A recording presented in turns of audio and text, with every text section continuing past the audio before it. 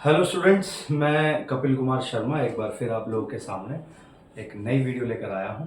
और आज की वीडियो भी मेरी ज्योग्राफी सब्जेक्ट से जुड़ी हुई होगी। इस वीडियो को भी मैं अपनी उन पुरानी वीडियो की कड़ी में जोड़ना चाहूँगा जो भारत की सीमा से जुड़े हुए कुछ सवालों को क्लियर करती है। इससे पहले वाली वीडियो में मैंने आपको भारत की सीमा से जुड़े हुए कुछ महत्वपूर्ण बातों पर आप लोगों का ध्यान आकर्षित किया था, जिसमें मैंने आपको भारत की तटीय सीमा और भारत की स्थलीय सीमा के विषय में जानकारी दी थी। तो आप लोगों को याद होगा कि भारत की जो कुल सीमा है वो 22,716 किलोमीटर लगभग है, जबकि इस 22,716 किलोमीटर में से अगर भारत की स्थलीय सीमा की बात करें तो लगभग 15,200 किलोमीटर है, और भारत की तटीय सीमा की बात करें तो 7,516 किलोमीटर है लगभग। एक आध पॉइंट में अंतर हो सकता है, पर किलोमीटर की लंबाई लगभग यही है। भारत की जो तटीय सीमा है उसे हमने दो भागों में डिवाइड किया था, और वो जो दो भाग थे वो कौन से थे आप लोगों को याद होंगे। भारत की तटीय सीमा को जो दो भागों में विभाजित किया गया था उसमें था एक तो मुख्य भूमि की दूरी, और दूसरा था द्वीपीय तटीय सीमा। जो द्वीपों की जो तटीय सीमा थी उनको भी उसमें ऐड किया गया था। तो उनकी कुल लंबाई हमने बताई थी कि मुख्य भूमि की 6,100 मतलब 6100 किलोमीटर है, और बाकी जो शेष है 1,416 किलोमीटर लगभग वो द्वीपीय तटीय सीमा है। अब इस तटीय सीमा से जुड़े हुए कुछ महत्वपूर्ण सवाल जो किसी भी प्रतियोगी परीक्षा में या बोर्ड परीक्षा में अक्सर पूछे जाते हैं, और बच्चे इसमें थोड़े से कंफ्यूज हो जाते हैं। जो छात्र रेगुलर पढ़ाई कर रहे हैं, ज्योग्राफी सब्जेक्ट से जुड़े हुए हैं, वो लोग इसके बारे में पहले से जानते हैं, परंतु जिन्होंने अभी अभी अपने भूगोल या ज्योग्राफी को शुरू किया है या जो बोर्ड परीक्षा की तैयारी कर रहे हैं जिसमें ये सवाल पूछे जाते हैं, तो उनके लिए ये वीडियो बहुत महत्वपूर्ण होगी। तो चलिए, भारत की जो तटीय सीमा है उस विषय पर थोड़ा सा प्रकाश डालते हैं कि भारत की जो तटीय सीमा है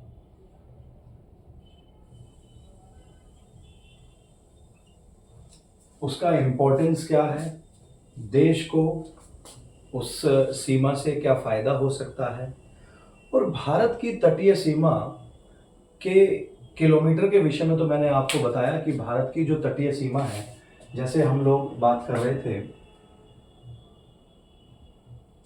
थोड़ा ध्यान दीजिएगा कि भारत की तटीय सीमा कुछ इस तरीके से नीचे की तरफ मैंने आपको बताई थी, जो लगभग यहाँ पश्चिम दिशा से शुरू होकर और लगभग पूर्व में खत्म होती है, और पूर्व में भी कहाँ होती है,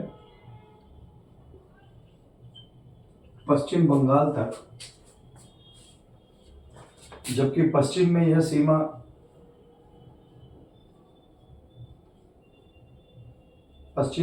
कहाँ से शुरू होती है, गुजरात से शुरू होती है।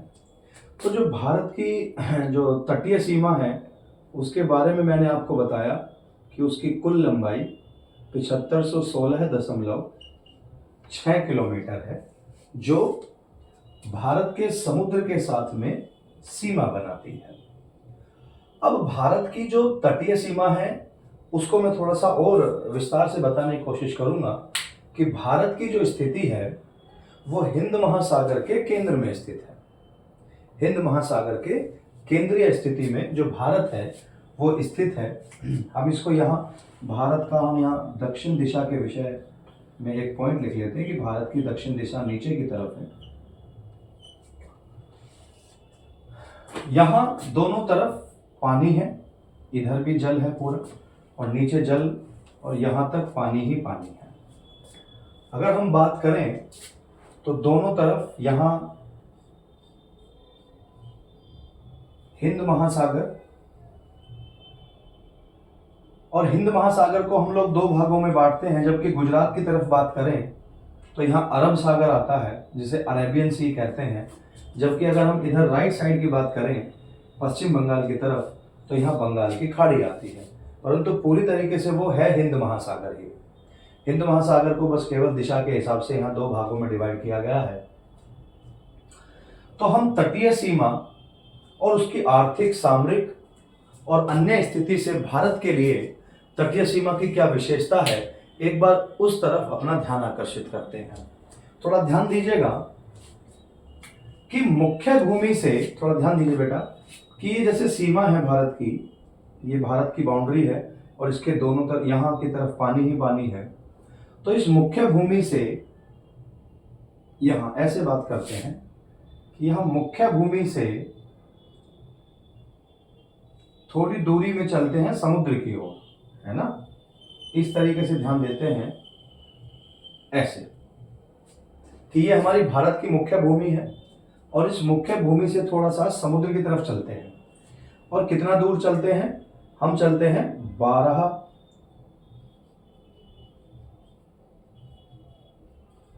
12 समुद्री मील चलते हैं।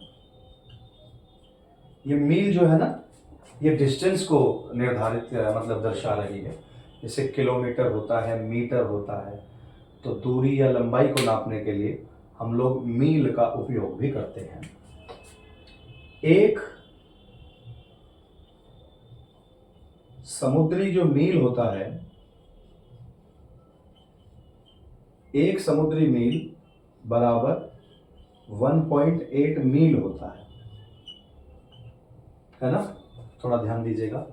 तो अगर हम भारत की मुख्य भूमि से समुद्र की ओर, अरब सागर की ओर लगभग 12 समुद्री मील चलें, वहां तक की दूरी तय करें, है ना। इसको कितना लिया था हमने? 12 समुद्री मील।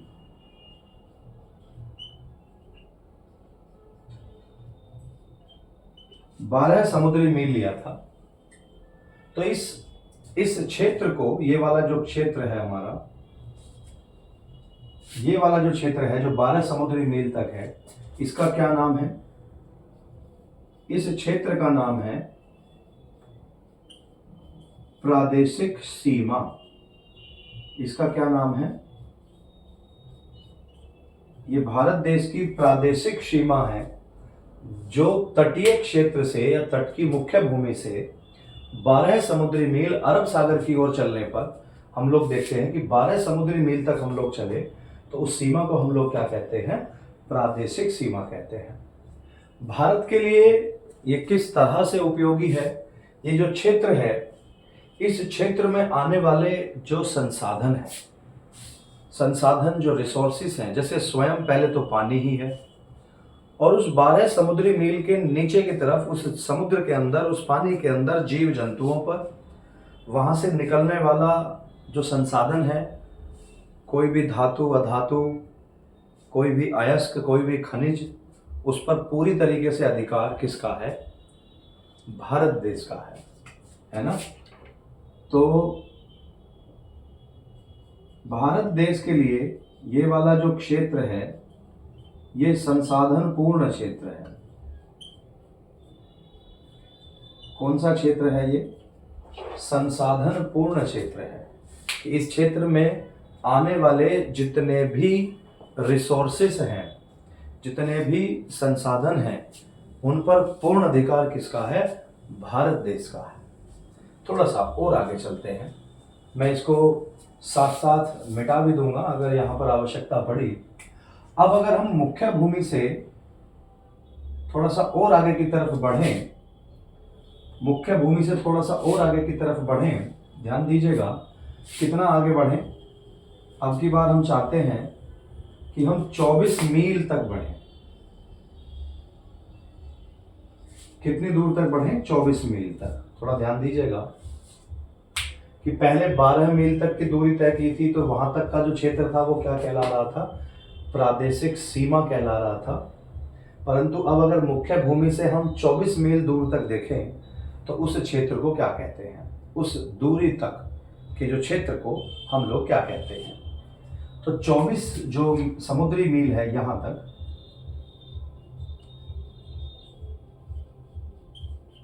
24 समुद्री मील। इस क्षेत्र का जो नाम है, इस क्षेत्र का नाम है संलग्न क्षेत्र। मिक्स ना हो जाए इसलिए साथ साथ मैं बोल भी रहा हूं और आप लिखते भी रहेंगे। 24 समुद्री मील तक की जो दूरी है उसका नाम है बेटा संलग्न क्षेत्र। संलग्न क्षेत्र। भारत देश के लिए इसका क्या इंपॉर्टेंस है कि यह, ध्यान दीजिएगा बेटा, वित्तीय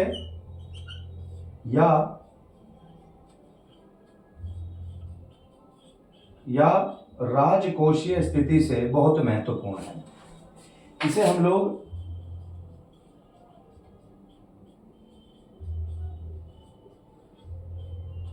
सीमा शुल्क क्षेत्र भी कहते हैं। सीमा शुल्क क्षेत्र भी कहते हैं कि भारत की जो तटीय सीमा है, तो मुख्य भूमि से लेकर लगभग 24 मील दूरी तक अगर हम लोग समुद्र में जा रहे हैं, 24 समुद्री मील दूरी तक जा रहे हैं, तो वो भारत के लिए वित्तीय और राजकोषीय स्थिति से बहुत महत्वपूर्ण है। क्योंकि इस क्षेत्र में भारत देश अन्य देशों से आने वाले सामान, अन्य देशों से आने वाले जहाज पर अपना टैक्स लगा सकता है, उनसे कर वसूल कर सकता है, सीमा शुल्क वसूल कर सकता है। तो इस क्षेत्र को हम लोग संलग्न क्षेत्र कहते हैं। 24 समुद्री मील तक जो वित्तीय और राजकोषीय स्थिति से बहुत महत्वपूर्ण है, और या फिर हम इस क्षेत्र को क्या कह सकते हैं, सीमा शुल्क क्षेत्र कहते हैं। सीमा शुल्क क्षेत्र कहते हैं। आगे की तरफ बढ़ते हैं बेटा। मैं ये आप लोगों ने नोट कर लिया होगा, मैं इसको थोड़ा एक बार मिटा लेता हूं हल्का, है ना।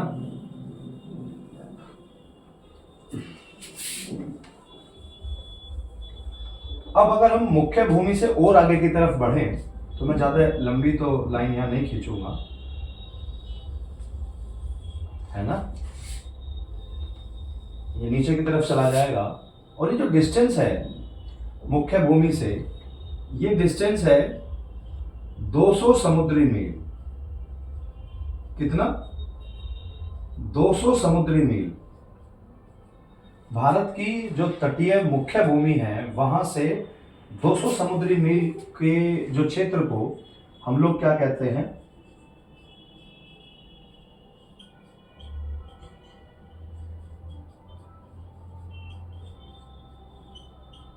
अनन्य आर्थिक क्षेत्र कहते हैं। अनन्य आर्थिक क्षेत्र कहते हैं। यह क्षेत्र भारत के लिए लगभग क्या इंपॉर्टेंस रखता है, क्योंकि इस क्षेत्र तक भारत को दोहन का अधिकार है। अपना अधिकार नहीं है, केवल वहां पर उपस्थित रिसोर्सेस, वहां पर उपस्थित संसाधन का दोहन करने का अधिकार है। दोहन क्षेत्र, कि अगर वहां कोई खनिज, कोई मिनरल है तो भारत उस क्षेत्र पर अपना अधिकार नहीं जता सकता, परंतु वहां पर उपस्थित जो रिसोर्सेज हैं, जो संसाधन हैं, उनका दोहन कर सकता है। इसी क्षेत्र में लगभग अन्य देशों के साथ सीमा विवाद भी देखने के लिए मिलता है, क्योंकि अन्य देश इस क्षेत्र को अपना बताते हैं, हमारा देश उसे अपना बताता है, और यह क्षेत्र हमारे मतलब यह जो विवाद है ये केवल हमारे देश के साथ ही नहीं है, अन्य देशों के साथ भी है। कि किसी द्वीप को अन्य देश अपना बताता है, किसी द्वीप को हम अपना बताते हैं। तो ये क्षेत्र जो है अनन्य आर्थिक क्षेत्र है, जहां दोहन का पूर्ण अधिकार भारत के पास है, और अन्य देश भी आकर उस क्षेत्र में दोहन कर सकते हैं। परंतु अगर हम कहें कि भाई हमारा उस क्षेत्र पर पूर्णतः अधिकार है, तो वो नहीं है। ये वही क्षेत्र है, थोड़ा ध्यान दीजिएगा बेटा, ये वही क्षेत्र है जहां वैज्ञानिक शोध भी किए जा सकते हैं। अगर साइंटिफिक रिसर्च कोई करना है तो इस क्षेत्र तक भारत देश अपने साइंटिफिक रिसर्च, वैज्ञानिक शोध के जो कार्यक्रम है वो कर सकता है। तो भारत की तटीय सीमा को लगभग 3 भागों में विभाजित किया गया है। पहली जो सीमा है वो है प्रादेशिक सीमा, दूसरी जो सीमा है, जो दूसरा क्षेत्र है वो है संलग्न क्षेत्र, और तीसरा है अनन्य आर्थिक क्षेत्र। इसको मैं थोड़ा सा अलग से लिखने की कोशिश करता हूं, इसको मैं मिटा लेता हूं एक बार।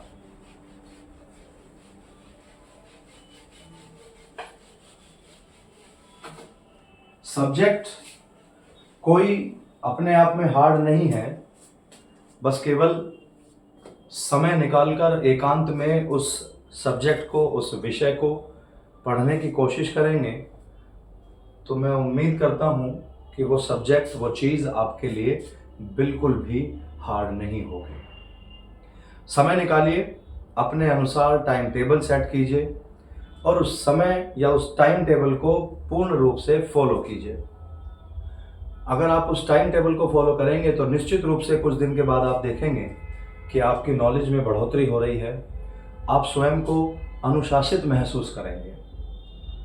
तो आगे जो तटीय सीमा के बारे में मैं बात कर रहा था कि बेटा भारत की जो तटीय सीमा है उसकी मुख्य भूमि से यदि हम 12 समुद्री मील तक की बात करें, अलग अलग लिख लेते हैं बेटा, 12 समुद्री मील की बात करें तो इस क्षेत्र को हम लोग क्या कहते हैं?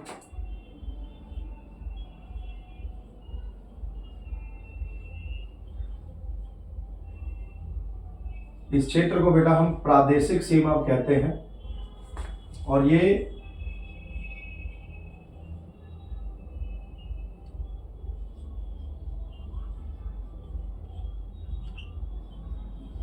संसाधन पूर्ण क्षेत्र है या संसाधन पूर्ण अधिकार है इसमें, है ना?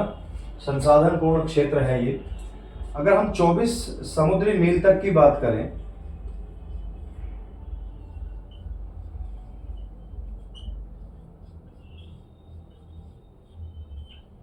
समुद्री मील तक की बात करें तो इस क्षेत्र को हम लोग संलग्न क्षेत्र कहते हैं और यह क्षेत्र वो क्षेत्र है जहां भारत अन्य देश से आए हुए पानी के जहाजों पर सीमा शुल्क ले सकता है। यह भी आर्थिक रूप से बहुत महत्वपूर्ण क्षेत्र है। अब अगर हम बात करें 200 समुद्री मील तक,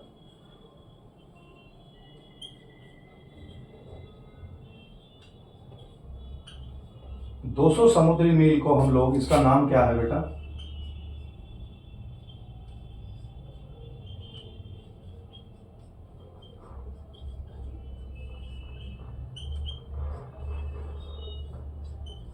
अनन्य आर्थिक क्षेत्र कहते हैं इसे। और ये कैसे महत्वपूर्ण है? अनन्य आर्थिक क्षेत्र किस प्रकार से महत्वपूर्ण है? यहां भारत को दोहन का अधिकार है। जो संसाधन, जो रिसोर्सेस वहां अवेलेबल हैं, उनका भारत दोहन कर सकता है। अब अगर हम 200 समुद्री मील से आगे की बात करें,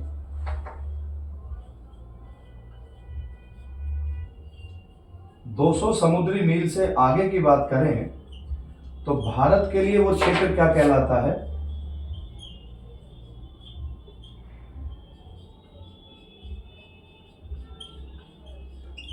उच्च सागरीय क्षेत्र कहलाता है ना? तो ये कुछ क्षेत्र हैं। बहुविकल्पीय प्रश्न में 12 समुद्री मील को प्रादेशिक सीमा क्षेत्र कहा जाता है। ये संसाधन पूर्ण क्षेत्र है। तो ये कुछ पॉइंट्स हैं जो आप लोगों को दिमाग में रखने हैं जब आप इनके जवाब देने की कोशिश करेंगे। तो आज के लिए बस इतना ही। इस वीडियो को मैं ज़्यादा लंबा नहीं खींचूंगा। कल मैं फिर से भारत की सीमा से संबंधित, चूँकि अभी मैंने तटीय सीमा बताई है और अब इसके बाद स्थलीय सीमा की तरफ बढ़ेंगे कि भारत की जो स्थलीय सीमा है वो किन किन देशों से टच करती है, किन किन देश की सीमा को छूती है। तो उन सीमाओं के बारे में भी कल हम लोग बात करेंगे। तो कल की वीडियो बहुत इंटरेस्टिंग होने वाली है। हर वीडियो के अंत में बारंबार आपसे यही रिक्वेस्ट की जाती है कि यदि आपने चैनल सब्सक्राइब नहीं किया है तो इस चैनल को सब्सक्राइब कर दीजिए और अपने फ्रेंड्स के साथ में इसको शेयर ज़रूर कीजिएगा। अच्छा, जो चीज़ें मैं अपनी वीडियो में बताने की कोशिश करता हूँ, मैं उसके विषय में बहुत अच्छी तरह से पढ़कर उनको ध्यान में रखकर आप लोगों तक पहुँचाने की कोशिश करता हूँ कि कोई भी चीज़ गलत ना हो जाए, कि कोई जानकारी गलत ना हो जाए, क्योंकि एक एक नंबर बहुत महत्वपूर्ण है। तो आपसे अब अगली वीडियो आने तक तब तक के लिए मैं समय चाहता हूँ, और अगली वीडियो जब तक आए तब तक के लिए धन्यवाद, नमस्कार।